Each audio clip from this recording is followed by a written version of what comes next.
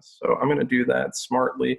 Lena, thanks for allowing us to do that. We're, of course, going to post this video onto our YouTube channel as well after the fact. But again, hello and welcome to the Jefferson Educational Society's digital programming. I'm Ben Spagan.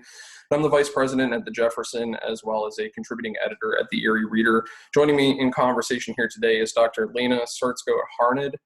Lena is an assistant teaching professor of political science at Penn State Barron, where she teaches comparative politics, political behavior, and European politics with a focus on the post-Soviet politics, democratization, nationalism, and ethnic conflict, particularly in the Russian-Ukrainian conflict. She's got a Bachelor of Arts degree from Edinburgh University and a Master and PhD degree from the University of Pittsburgh. The Jefferson has hosted several lectures with Lena in the past. She's a close observer of the ongoing armed conflict in the Donbas region of Ukraine, where two warring self-declared states that were formed in 2014. It's particularly important to note. It's been an unstable region influenced by Russia and Ukrainian interests in politics, and is now faced with a worldwide pandemic, as we all are. We're going to discuss how COVID-19 has not spared this war-torn region, and how the pandemic adds extra hardship to an already vulnerable and underserved population. We'll learn about the history and the mechanics of the conflict, and managing the coronavirus crisis properly is particularly challenging for the Donbas region because of migration, difficult access to healthcare, and armed conflict, that and so much more. Since the program is first airing live on the Jefferson's Facebook page, we'll work our way through as many questions from you, the viewers, as we can as we host this event. If you have a question, just leave it in the comment section below. If you're watching a later broadcast, please do feel free to send us questions, and we will get them along to Lena as best as we can.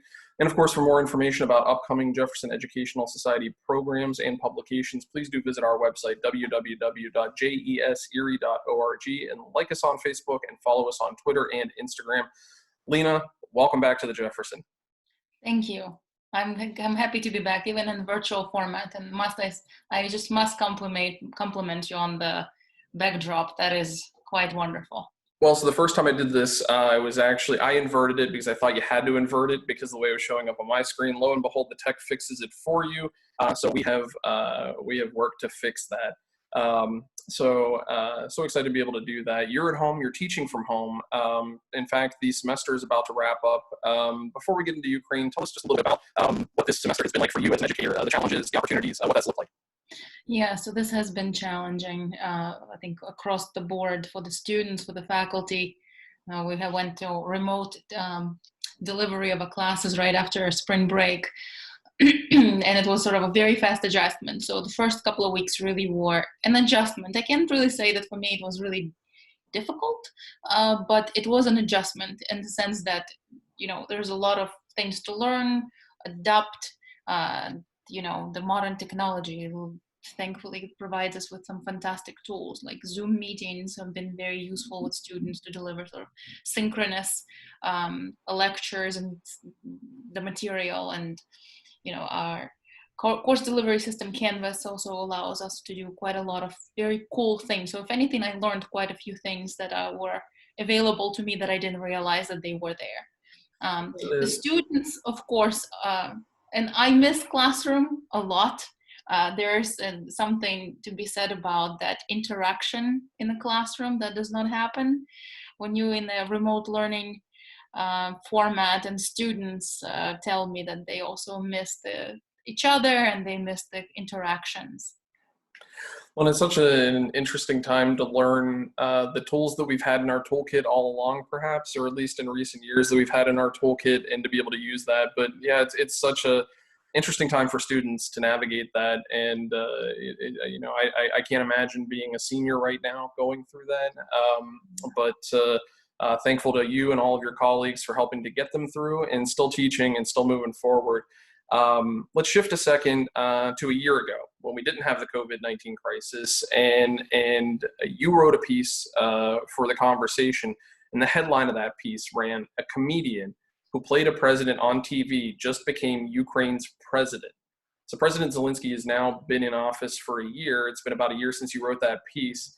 Let's recap. How did a comedian who played a president on TV become an actual president? Isn't that remarkable to think that it's been a year? It feels like a lifetime ago.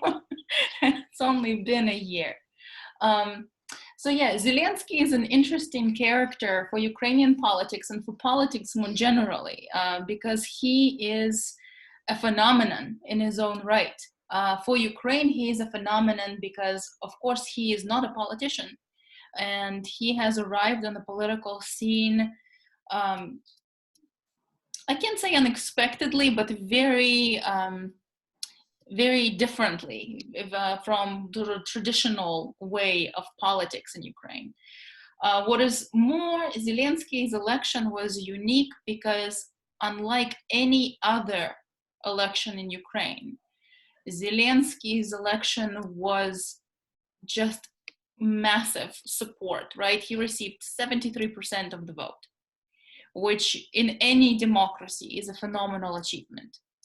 And also for Ukraine, what makes Zelensky an interesting phenomenon is that for the first time since independence, since Ukraine has been practicing democratic elections, which I might add is a phenomenon in post-Soviet space, because unlike a neighbor to the east, Russia, and to the north, Belarus, Ukraine actually is on president number 6, unlike number 2 for Russia and still one and only in Belarus. So since Ukraine has been practicing and has been participating in holding democratic election, Zelensky's election is also unique because his support came from across the country without regional divisions. Whenever I talk about Ukrainian politics, and those who follow Ukrainian politics prior to 2014, more specifically, always noted this division between East and West. And we saw it in the electoral results as well. From the very first election to the election in 2014, for the emergency election, there's always been this variation between East voting one way, West versus voting the other way. Zelensky won an entire country. There was only 1 or 2 regions that did not support him very much. So the Lviv did not support him. There he lost.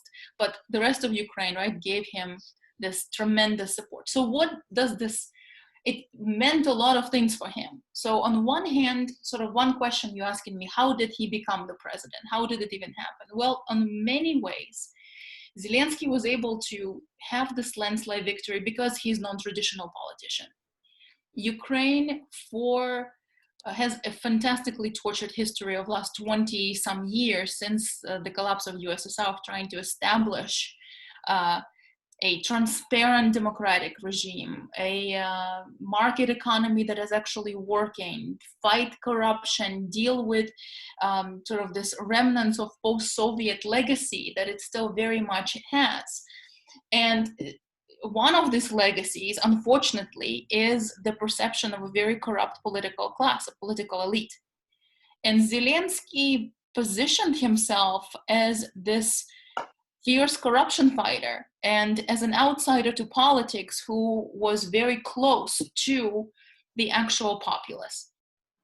Of course, being a comedian, and of course, that's been one of these terms that is very much been offensive to Zelensky, and he said so many times in his own addresses that he is not a comedian, but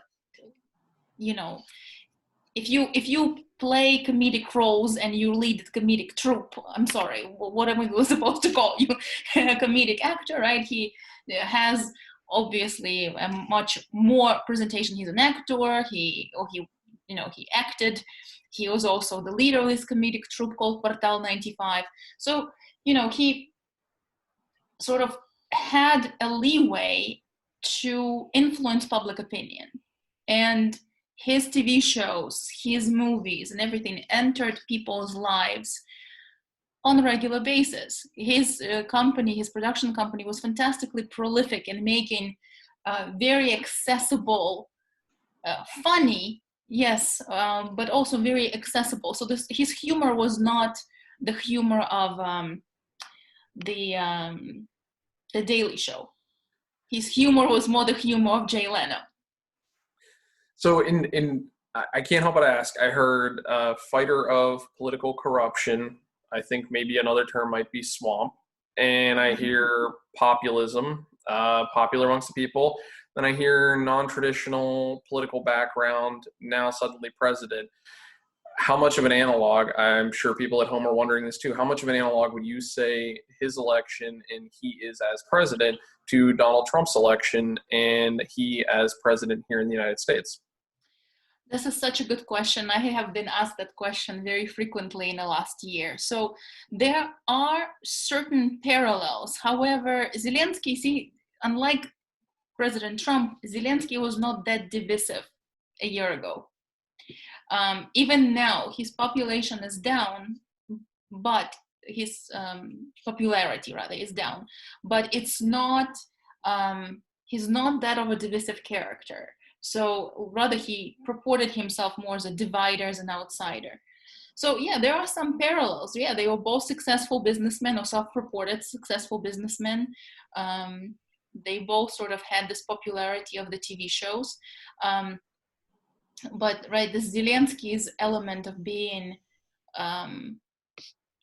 down to earth, as it were, down with the average Joe, or average Ivan, however you want to call this, right, really made him a likable character. And what really helped Zelensky, which President Trump did not have, was this tremendous TV show that Zelensky produced and starred in called The Servant of the People, which is also on Netflix. So those of you interested can go check it out. And the plot there is that Zelensky plays this history teacher who goes on this obscene rant about corruption and politicians, and his students make a video of it that goes viral, and he becomes a write-in candidate, and he becomes the president. And that show came out in 2015, and it ran all the way up until the election in 2019. So he had a 4-year electoral campaign, which really... I think some people might say The Apprentice, was a great way to get the message out for Donald Trump. Maybe not a perfect analogy, but maybe not a perfect analogy. Analog, they absolutely, they have used that TV personality. So you have to ask yourself, at least in the Zelensky case, absolutely, the analysts have asked ourselves all the time. We've been grappling with this question: did people actually vote for Zelensky, the person, or did they vote for his character, Holoborodko, on TV show? Right. Well, in talking about him, so much has happened in a year and so much unanticipated. So some quick analysis of what his first year in office has looked like for Ukraine and what that means to the world as we all observe. Yeah, what a year this has been. Like I said before, this is just feels like a lifetime has gone by, because last year at this time, it was big news that this was this unprecedented election, and he had this tremendous amount of popular support. He was absolutely riding high because this is an unprecedented carte blanche that he received from the entire Ukrainian population, right? Like, go ahead, make achievements. Because for Ukraine, right, that election, last year's election, really was a check-in point from the revolution of dignity of 2014. 5 years on, there is still tremendous amount of problems that were left that revolution of dignity supposedly was addressing. The reform in the judicial system, the fighting of the oligarchs, fighting of the corruption. Of course, after the Revolution of Dignity, the war in Donbas started thanks to Russian Federation, and Crimea was annexed and continues to be occupied. So there was all kinds of expectations of the previous fifth president, President Poroshenko's administration. And when those promises were not delivered to the satisfaction of majority, I mean, there were great achievements, to be absolutely honest. However, the life of average person did not improve much, and the war did not end, and Crimea was not returned. So those big questions sort of were on the forefront of everybody. And Zelensky had that tremendous amount of sort of support to do anything, which he utilized to a degree with he also got this humongous support in the parliamentary election in June last year, where his political party, which he named after his TV show, The Servant of the People, also got a tremendous majority in the parliament. They didn't even have to form a coalition. They could do whatever they want. They call themselves mono-majority, right? That is, they only need like a few votes to have a constitutional majority, but most of the votes they can pass through. So with all of this, right, the expectation on him was tremendous. So what have we had since then? The Ukraine gate. I was going to say a certain phone call was made in July. Phone call in July that really sort of put Ukraine on the map, and not in the best light. No. Absolutely. A political fire, so to speak, but actual fires now in Chernobyl are also happening. Yeah. And now Elinsky is going through, as he put it himself in one of his TV interviews just recently. It's not even an interview, it's a monologue, what he's doing. It's a perfect storm, he called this. And it's absolutely the case. I mean, his presidency has been unprecedented in every possible way. Not only has that phone call happened, but now we're in the midst of pandemic. He's attempting to deliver on his promises and unfortunately falling short on many of them. And now, of course, he has these sort of cataclysmic events. Not only do we have COVID in Ukraine, but also we had these fires, and not only in Chernobyl, but also in Zhytomyr area with this tremendous amount of fires. I was just talking to my mother the other day. Sorry to digress on a little bit of a personal note. Oh, dude, yeah, tell us, because your mother's still in Ukraine, and right, my whole family is still there. Yeah, so she was Skyping me the other day, and she showed me the pictures outside of her apartment. And out of her apartment, usually on a clear day, you can see the city. But for several days last week, Kiev was blanketed with this smog, this terrible sort of cloud of smoke and dust and God knows what else. And it's due to the weather, because the weather is so dry, and the dry air also is the reason why Chernobyl was burning, why we had that flare up in the estrangement zone, which is also sort of ironic and terrible timing, because again, 2 days ago, on 26, it was the 34th anniversary since Chernobyl blew up. And it's so hard to be thinking about just what a devastating event that was globally then, and thinking of that mile marker. I have to wonder how many people didn't even think about it because of the crisis happening right now. And so before we get into some of his promises and some of the things that he's talked about for his campaign, just give us a pulse check on COVID-19 in Ukraine. How is the country dealing with it? What does it look like for the vulnerable population? Give us some insight. Right. So Ukraine took a pretty drastic measures, some very drastic measures from starting in March. And this is also very different from how other countries in post-Soviet space are addressing this crisis. There has been sort of a social distancing and stay-at-home order and a quarantine.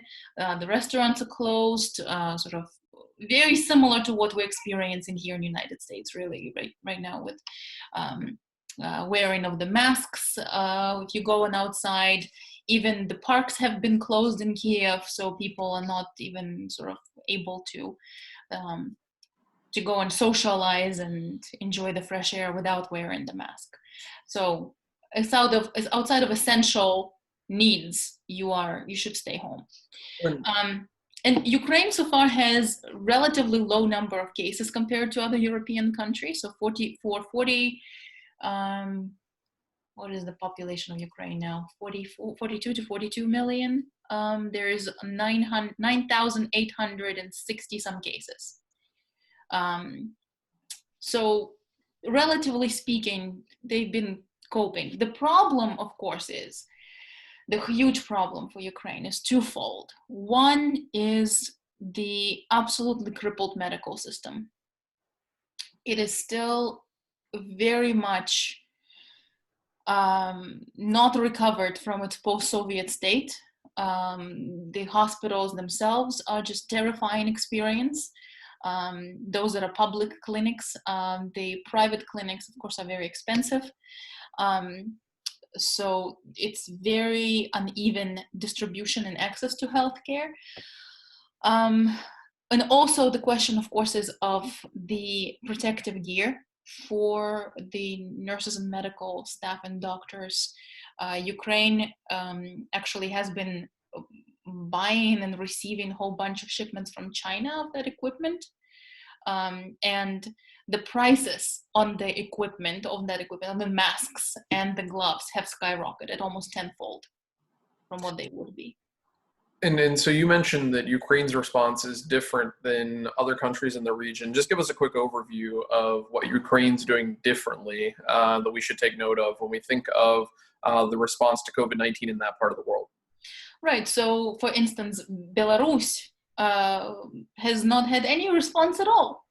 Up to this point, President Lukashenko is suggesting that good old night in a sauna, sitting in front of the fire, drinking some vodka, riding a tractor are the best solutions to COVID-19, right? Sort of build up your immune system, and there's nothing to worry about. At the same time, Russian Federation, on the other hand, also has been very slow to respond. There's still not a so Russia is an interesting case. So the federal government has not put the state of emergency, and the measures are not entirely legal. So there's sort of this recommendation that you should not go outside, that businesses should be closed, that there should be social distancing. And instead of calling it quarantine, Russians are calling itself isolation. But yet still, and it's sort of supposedly done as a recommendation, but at the same time, police are very brutally patrolling and fining people who are violating these orders. But at the same time, there is not a provision at the federal level of this state of emergency. And Vladimir Putin has self-isolated in some undisclosed bunker from which now he talks to his people not very even frequently. So just yesterday, he made it his 5th appearance since his sort of decision to put this on. But in Russia, is very quickly, the cases there are very quickly becoming a problem. Well, and earlier you mentioned, just days ago being an important date to remember for Chernobyl. And it turns out actually tomorrow, April 30th, is an important date for Ukraine as well. Tell us a little bit about what's going to happen tomorrow. Yeah, so our talks at Jefferson, I don't know how you guys are managing this, but every time I appear at Jefferson, it's some monumental moment, whether it was, we're going to talk about Russia and US right after the Helsinki, it just happens. Last time I talked to was right after, but Ukraine, we talked just after the summit in Paris, I think, or right before. So tomorrow is going to be another very important meeting that is actually going to be done virtually and at ministerial level, so at the level of ministers of foreign affairs between the Normandy Four. And why is this important? So Normandy Four are the Russian Federation, Ukraine, France, and Germany. And that is the format in which the peace process, or lack thereof, in Donbas is being discussed. And this is going to be the first meeting since the meeting in December in Paris. That was the first meeting of big international meeting between Elinsky and Putin. And this has been important for Ukraine because this was a presidential promise to address Donbas, and this is something that President Elinsky wanted to focus on. And so, fast forward through the election, we've had unanticipated crises. We're still in them, but now they're meeting. They're going to have that conversation April 30th. Right. So Donbas is a difficult thing. So one thing that I did not finish on, I said there was 2 problems for Ukraine. One, medical supplies and medical attention. Second is economics. And this is a huge thing, and both of these have to do with Donbas as well. So economics for Ukraine too is a huge issue because Zelensky also promised a year ago the end of poverty. Right now, Ukraine, like the rest of the world, is going to be going through serious economic downturn because of the COVID. So that is part of that perfect storm. Now, how does it all relate now to Donbas? There's a couple of things here. So Zelensky had promised to end the war in Donbas. He had granted a very simplistic thing. This is something he's been criticized for, and by yours truly as well, for his simplistic view of very important world affairs, like economic growth, the necessity of attracting and supporting business domestically, and so on, as well as this war in Donbas. So his proposal to end the war was sort of this idea that the first thing that needed to be done is, and this is his quote, just stop shooting. And the second thing was that supposedly by making Ukraine, it stands to reason to some degree, by making Ukraine economically sound, he attempted to make Ukraine then attractive to the separatist regions, making them want to come home. As in, look how cool and great it is here. We have protection of human rights, we have democracy, and we have high economic standards.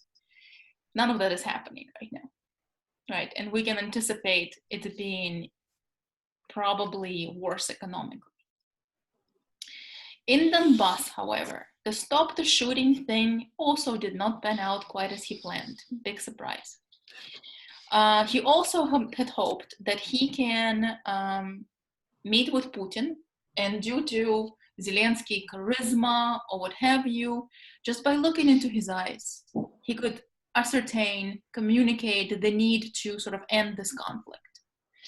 Well, they met in December in Paris, and what came out of that meeting was some very important things. On one hand, everybody kind of was worried in Ukraine, or rather the Zelensky opponents were quite worried, that he would sort of capitulate, because there was a moment where Zelensky was saying, I will do everything to end the war in Donbas, even if it means that I have to crawl to Putin on my knees type of thing.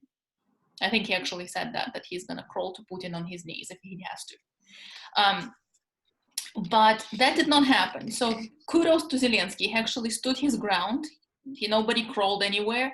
But the effects of December meeting really were nothing to write home about, because all they agreed to since then was basically they agreed to disagree. Putin still purported his stances that Ukraine still needs to deliver on Minsk agreements, which is a very difficult thing, and they disagree fundamentally. Ukraine and Russia disagree on what Minsk agreement actually means and how to implement it. It's a very complicated story, which I absolutely can elaborate on if your listeners are interested. But there's also sort of this disagreement about the stages of implementation and so on, and who needs to stop shooting. Because Russia maintains, if you want to stop shooting, stop shooting. And if you need to talk to somebody, go talk to the separatist. Don't talk to us. We're not the one shooting. We're not there. Right? Which makes this sort of a circular conversation. And this is exactly where sort of Donbas stands to this day. Since December, there has been 2 prisoner exchanges. One right before Christmas, right before New Year, right? So it was before the Orthodox Christmas also. But another one just recently on the 17th of this month. And those prisoner exchange, by the way, when they were transported, now they're in a quarantine, they've been observed to make sure they didn't bring anything from Donbas. So these talks are absolutely necessary. But again, from what I'm hearing, the expectations are, we're going to start talking, but what are we going to agree to again? Fighting, the shooting didn't stop. There was an agreement to cease fire. It didn't stop. Just yesterday, a Ukrainian serviceman was killed at the front lines. This shooting happens every day. So these talks, again, on Ukrainian side, there's hopes that this can be moved forward, but at the same time, everybody understands that there's a huge misunderstanding about what the implementation of peace is going to look like. Well, I think that's such a tall and complicated order in and of itself, and now with the global pandemic, it makes it, at least to me, infinitely more challenging to work through that. So we'll be so interested to see what comes of the talks on April 30th tomorrow. Yeah. From them. Would love to have you back to be able to analyze that and follow up on it. An audience question that we did get, Lena, that I want to pose to you is, what does Elinsky need to do to cement his presidency, and what could undermine it? So top in your mind, what does he need to do to cement his presidency? And then top in your mind, what would undermine his presidency so far? So cementing and undermining, well, this is a $1 million question here. So first of all, what do we mean by cementing his presidency? So he is still a very popular president. So his popularity has gone down, right? And there's been plenty of pundits out there analyzing this. He went down from 74% to 44, I believe, in the latest public opinion polls. So it's substantial, but still it's 44. This is nothing to sneeze at, even compared to the popularity of, most popular American presidents, if it were. So he still has that support. He still has that ability to do things. And if you actually look at sort of who people are blaming for lack of reform, it's not necessarily Zelensky, but his government. And guess what? He just reshuffled his whole government. He fired his prime minister, reshuffled entire cabinet, not even given them a year to work on, got a new prime minister in, got a new prosecutor general in. So the guy who was, according to that phone call, 100% his man is gone, because he apparently wasn't. Right? And who else are they blaming? People are still blaming the Rada, the parliament, because they see that stalling as a tremendous sort of problem. And therein lies a problem, because a president does not have the power. He's not omnipowerful, right? He's not omnipotent. He can't do everything by himself. He still has to rely on constitution, on the parliament, and so on. But just to give you this one example, how parliament can be divisive and inefficient. Just last month, just a few weeks ago, there was a law under consideration, the so-called anti-Kolomoisky law. Kolomoisky is that old oligarch whose bank was nationalized, and he was really hoping that Zelensky will allow him to return that bank. And there was speculations about Zelensky and Kolomoisky being sort of in cahoots, and so on and so forth. To that specific law, which is 1,600 words long, there were 16,000 amendments. That's a lot. Yes. That's a lot. Yes. So if you are a regular Ukrainian and you are looking at the work of parliament that proposes 16,000 amendments, in the back of your mind, you're thinking to yourself, what is going on here? And who is really to blame? So to cement his presidency again, I'm not sure he's necessarily uncemented. He always said that he is going to be a one-term president. And if that's the case... Do you believe that? Do you believe he'll be a one-term president? Do you think he's going to hold true to that? I think so. Because for all the credit to Zelensky, I think it's sinking into him how much more he bit off than he can chew. That is a harsh reality, I think. It is a harsh reality. And if he acknowledges that, then I think that's something. So what do you think is, aside from COVID-19, what's his greatest challenge right now, right in the immediacy? Is it April 30th's meeting? Is it the healthcare system? Is it the economy? It's a bouquet. It's a bouquet. You can't pick one. It's just a compounding thing. And I think he understands that very well. Well, he understands that. How well, I'm not sure, but he understands how difficult and challenging this is for him, because he does have pandemic, the response to it, the economic challenges that are coming, the war that's still going on. One of the other big things that he is being thrown to him is Crimea. Nobody talks about Crimea anymore, interestingly, right? Everybody sort of kind of forgot that Crimea is still occupied. But, you know, Crimea and Donbas right now are in a horrible condition right now, both because they've been cut off from the rest of the from the rest of Ukraine. And, you know, their pandemic response has been, by the reports that we are seeing in the West and in Ukraine, in mainland, their response has been either understated, underreported, or downright atrocious, which stands to reason because in Donbas, if you think about it, the population is mostly aging. According to some of the statistics, over 60% of their medical folks left, of the medical professionals during the war because they could and they didn't want to stay behind. It is a area that is difficult to supply, and Ukraine basically did cut off all ties with they closed the borders.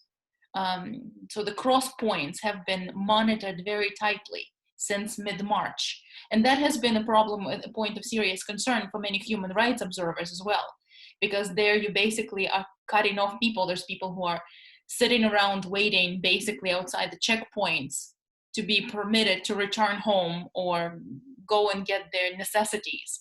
There was a conversation recently about a village that was completely cut off of the medical supplies that they needed, right?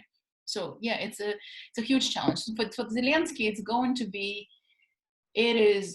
I can't even pinpoint to one thing that can be his downfall or his cementing. That sounds super heavy, complicated, and just, I love the word bouquet, that it's not one thing, it's so many things. Will it be easier for the next president than it was for Zelensky, or will it be more difficult? You know, essentially, is he going to make things better? You know, and I know that's a broad brush to paint with, but are conditions in Ukraine better after his presidency so that his predecessor has an easier time continuing that path of progress, or do you think it's going to be more challenging and difficult for his predecessor? So I think it's premature to talk about predecessors, because at this point, like if you asked me a year ago where it would be, I would have never predicted that we'll be right here, right? For a number of reasons. So this year for Zelensky, like I said, it's already been like this tornado that swept through with all kinds of issues and problems that nobody could have anticipated, including the phone call. So what it's going to be like a year from now, no idea. We still might be on the lockdown. We might, you know, who knows where we are. Well, so it sounds like for certain we've got to bring you back for another program to be able to talk about that and evaluate it. So, Lena, I don't want to take too much more of your time. And one of the questions we do have coming in from our audience that I'd be remiss if I didn't ask, they're asking how your family's doing there and how are they coping with the isolation? Are they safe? Are they okay? Do you get a chance to talk to them, check in? Folks are just worried about you and your family. That's very, very sweet. Thank you for that. Yeah, everybody's safe. Everybody's practicing quarantine and self-isolation. My mom is cooped up with her 2 cats. My grandma with her chickens in the village. My aunt is with her boys in Kiev too, so they doing just fine. They doing all right. And thanks to technology, we still can Skype and Zoom and whatever, and have these wonderful conversations together. And what a wonderful technology to be able to bring you in to talk about a conversation here. And we unpacked a lot in the amount of time we were together. And I certainly want to bring you back to talk about more things into the future. And I want to thank you for joining us, Dr. Lena Sortsko-Harnett, for taking the time and sitting with us through the patience of technology and some of the mishaps. So glad you're here today to give us the insightful look into Ukraine. I want to bring you back. I want to talk about more things that are happening there in the future, what the presidency looks like. We'll try to time it again around something critical that happens right before, as we've done with the past. But a big thank you to all of you watching along at home. A big thanks for you tuning in. You can find more information about this program as well as upcoming programs and publications by the Jefferson by visiting our website at www.jeserie.org. Then you can like us on Facebook and follow us on Twitter and Instagram. Lena, I just want to say a plug to you. Where can we find more information? You've got articles out there. You've got a faculty page. Where can our folks who want to hear more from you find you on the web? Probably the Barron page is the best to get in touch with me. I'm on Twitter, not very active, but I'm there, reposting some of the information on Ukraine quite actively. So if you want to stay abreast, at least on that, please do. Yeah, I have been publishing some pieces in the conversation, but at the moment they are swept with the COVID, and I have not been bothering them much with anything else. So let's hope that we can get back to normal, whatever that normal might be. And I would be happy to come and talk to you again. Awesome. Agree, Normal. We're going to put a link to that in the comments section here. We'll make sure that's available on the Jefferson as well. Folks can find more from Lena, and you'll find her back on the Jefferson stage soon. We always love having you. For the Jefferson Educational Society, I'm Ben Spagan. Be safe, be sound. Thanks for listening and learning with us today. Good night. Good night.